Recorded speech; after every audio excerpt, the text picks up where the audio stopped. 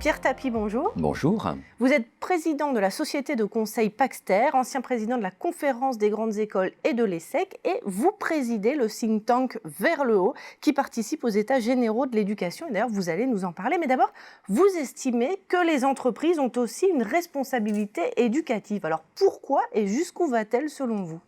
Alors, la responsabilité sociale des entreprises, la responsabilité environnementale des entreprises sont devenus des éléments simples et relativement évidents à tout un chacun au cours des 10 dernières années.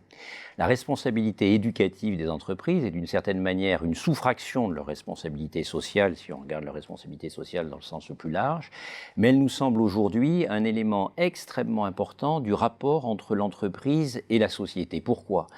Parce que sur 10 critères, pas moins, l'entreprise est touchée par sa fonction éducative. Elle est touchée dans son cœur de métier en tant que productrice de biens et de services d'une part, en tant qu'annonceur d'autre part.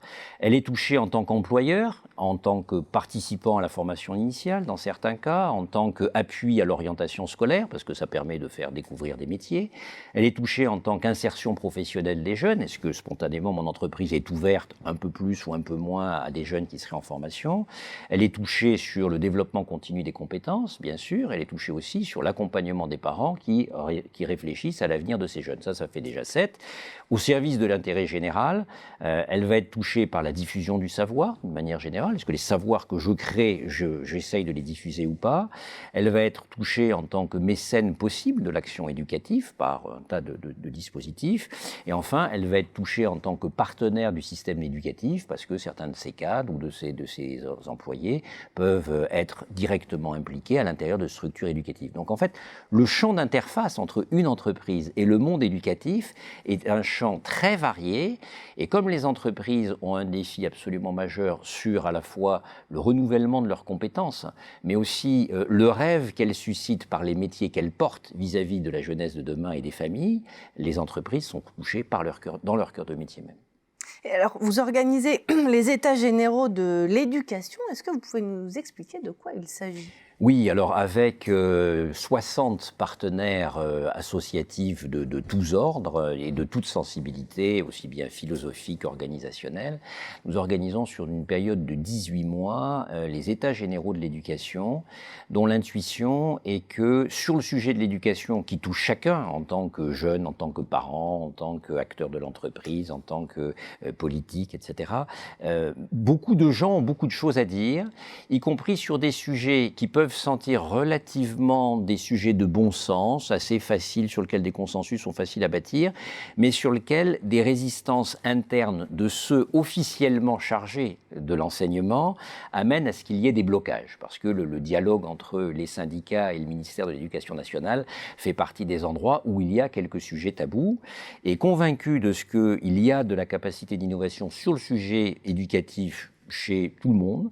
Nous organisons une démarche qui est structurée sur 18 mois, qui va notamment passer par 7 tables rondes, 7 journées de travail de co-construction d'idées dans 7 villes différentes, sur 7 grands thèmes qui ont été identifiés comme des grands thèmes majeurs de l'éducation pour les citoyens.